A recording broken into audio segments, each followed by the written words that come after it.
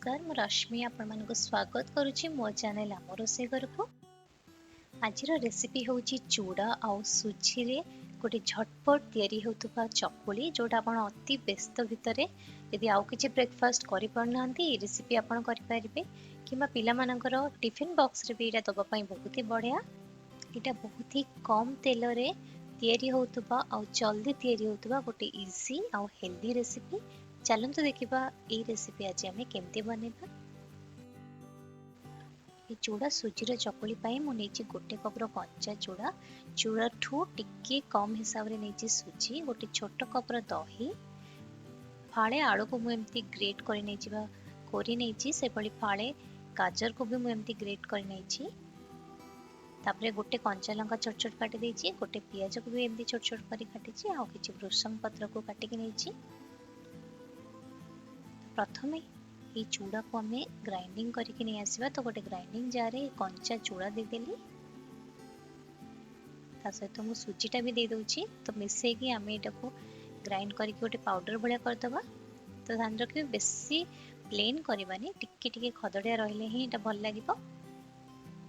तो देखंतु एमिति भाव में आमर पाउडरटा हम तो गोटे बड़ जगह को यहाँ काढ़ी दौची।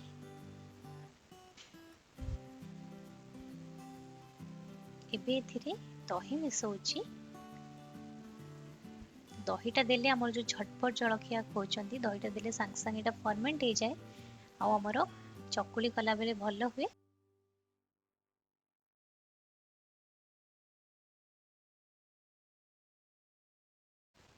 एबे एथिरे देदबा स्वाद हिसाब रे लूण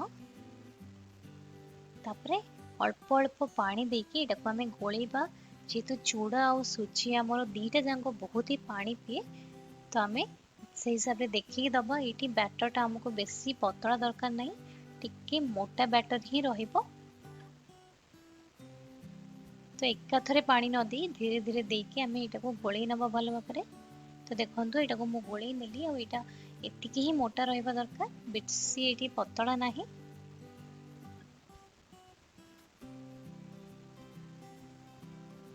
तो एबे आमे एथिरे बाकी सब जिंस मिसेबा जेमति कि मु एथिरे आलू दे दोची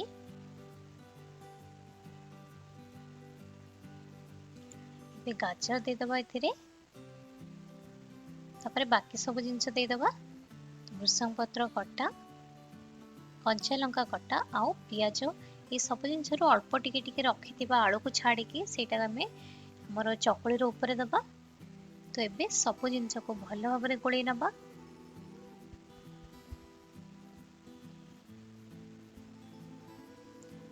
तापर इतरे गोटे छोट चामच जीरा दे दोची गोटे छोट चामच लंका गुंड दे दोची पिलांको पई करथले एटा स्किप करि परिबे।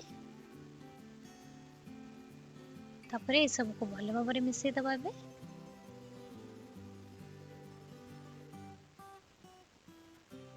एबे हमर ए बैटर चकुली पई संपूर्ण रेडी।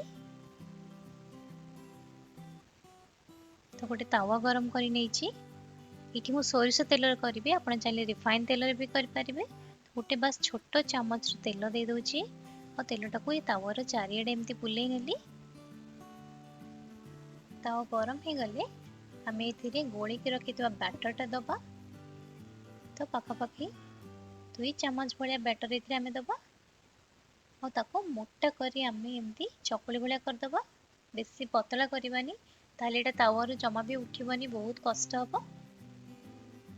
ये चकुली रो ऊपर कंचा लंका गाजर आउ कटा पियाज आउ भृषंग पत्र दे दबा। तापर एटा को मु घोड़े दोची और लो फ्लेम रे पाखापाखि 2 मिनिट छाड़ी दबा। तो 2 मिनिट पाखापाखि हे गलानी देखंतु केते आराम रे एटा हमर उठी जाउची किछि भी कष्ट होउनी। तो एटा को मु आर पट को लेउटी दोची और एटा को भी पाखापाखि 1 मिनिट छाड़ दबा लो फ्लेम रे सेकिबा पई।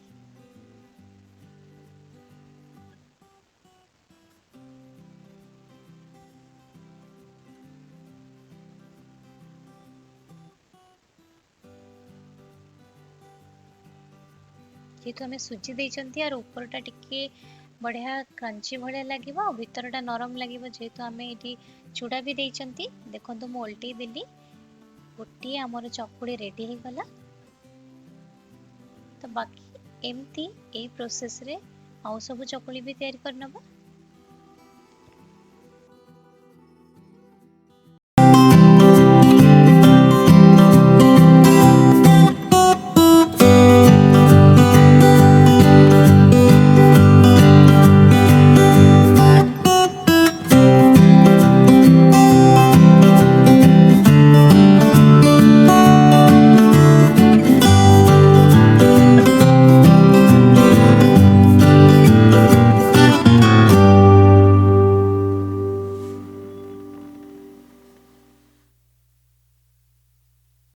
ରେଡି ହେଇଗଲା ଆମର ଟେଷ୍ଟି ଗରମା ଗରମ ଝଟପଟିଆ ଚୁଡ଼ା ଆଉ ସୁଜିର ଚକୁଳି। ଘରେ ଏଇଟା ନିହାତି ଥରେ ଟ୍ରାଏ କରିକି ଦେଖନ୍ତୁ କେମିତି ଲାଗିଲା। ଆପଣଙ୍କର ଏକ୍ସପିରିଏନ୍ସ ମୋ ସହିତ ସେୟାର କରନ୍ତୁ।